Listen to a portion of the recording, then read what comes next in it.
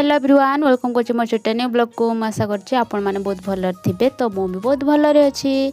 तो चलंतु आपण मानक आज मु देखौछि सकाळु उठरू कोन कोन काम करूछि बोली। तो एठी मु सकाळु उठिला परे दीटा लाइन काठ सुके दिथली तो खरा बहुत जोरे दउथला तो मु एठी काठ सुके देछि। तो तापरे ये मुझे पलि आसती कंथा सफा करने कहीं आम सुध घर तो काली आम 10 दिन हो तो आज आम कंथा सफा करदे। तो मो बो भी नाला से कंथा सफा करदे कि चली गली उठेबापी। तो कंथा टिके टिके सुखी आसला तो से उठेदेवी। तो इे मेघ भी बहुत जोरे उठेला तो मुझे पलि आसली कंथा गुड़ा पाखक। तो तापरे हूँ कंथा गुड़ा उठेदेवी कौन इे मेघ भी बहुत जोरे पकेला। तो मुझे शीघ्र पलि जाए सियाड़ बहुत जोरे शुभागला मेघ आस बोली।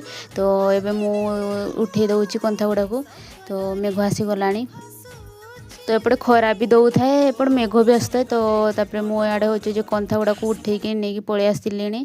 तो तापरे एठी देखला बेलको पुणी आ खरा देला। तो तापरे गुटे लाइन उठे सारी मु तो मो झाड़र बहुत उदा भी हो गलानी। तो तापरे आ गोटे लाइन मु रखी देथिली कहीं बहुत जोरे खरा भी देला। तो से आ गोटे लाइन रखीदेली। देखो आकाशटा केमती देखा जाउची तो खरा भी दउची। तो तापरे बहुत जोरे गरम भी लागुथिला। तो तापरे मु पलि आसतिली। तो एपटे खरा भी दउथिला मु कहली जाए कंथा गुड़ा भी आउटे सुके देवी कहीं बहुत जोरे भी खरा दउची अधा टिकेले भी सुखी जीव। तो तापरे मु एठी धरिकी पलि आसतिली बिल पाखक जाउची कंथा सुकेया पई। रोची संग माने टाटा आज मेनू ब्लॉग टी आपण मानक भल लागथिबो रोची।